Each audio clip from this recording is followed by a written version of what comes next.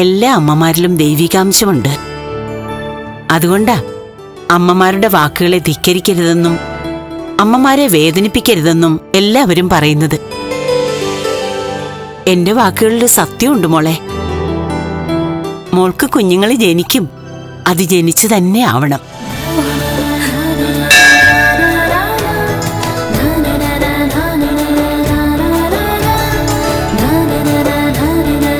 ദേ, ഇപ്പോഴും മണിയടിച്ചില്ലേ? അപ്പൊ ഇതും സത്യമായേ പറ്റൂ.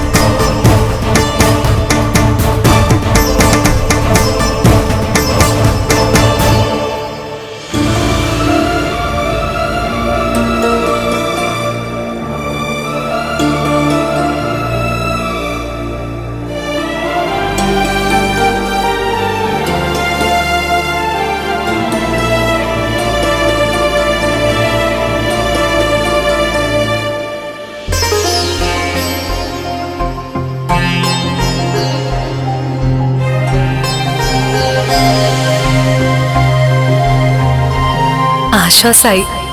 ഇന്ന് അപ്രത്യക്ഷമായില്ല. ഇപ്പൊ അമ്മയോട് ചോദിക്കണം അമ്മയുടെ വീട് എവിടെയാണെന്ന്. അങ്ങനെയാണെങ്കിലേ അമ്മയെ കാണണമെന്ന് തോന്നുമ്പോ അവിടെ പോയി കാണാമല്ലോ.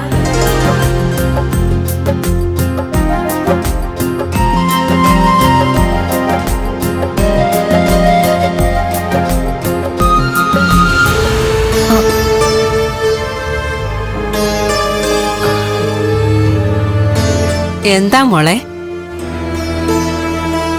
കൈ നോക്കണോ? നല്ല ഐശ്വര്യമുള്ള മുഖാണല്ലോ. അയ്യോ, എനിക്ക് ആള് മാറിപ്പോയതാ. ആയിക്കോട്ടെ, അത് സാരമില്ല. കൈ ഒന്ന് നോക്കിയിട്ട് പോയിക്കൂടെ മോളെ? നല്ല ഐശ്വര്യമുള്ള മുഖമാ. ഭർത്താവ് സുമുഖനും സുന്ദരനുമാ. മോളിരിക്കെ.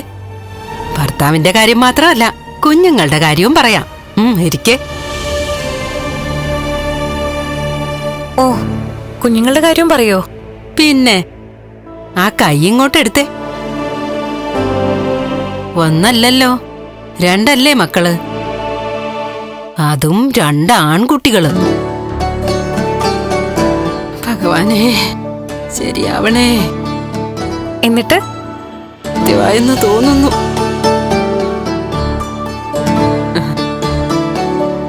ആ 2 ആൺമക്കളും അവരുടെ അച്ഛനെ പോലെ മിടുക്കരായിട്ട് വളരും. അവര് പർവ്വതം കയറും. എന്ന് വെച്ചാലേ വലിയ സ്ഥാനങ്ങളിൽ എത്തുമെന്ന് സാരം. അമ്മേ, അമ്മയ്ക്ക് പൈസ വേണമെങ്കിൽ അത് പറഞ്ഞാ മതി.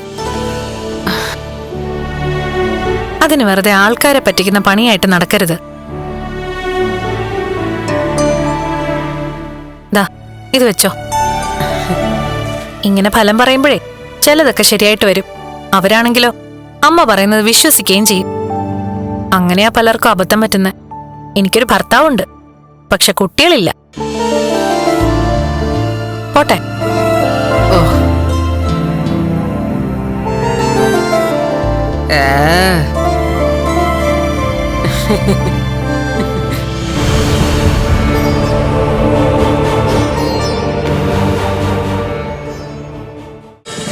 ഫ്ലവേഴ്സ് ഒരുക്കുന്ന കാഴ്ച വസന്തം യൂട്യൂബിൽ പ്രേക്ഷകർക്ക് ലൈവായി കാണാം.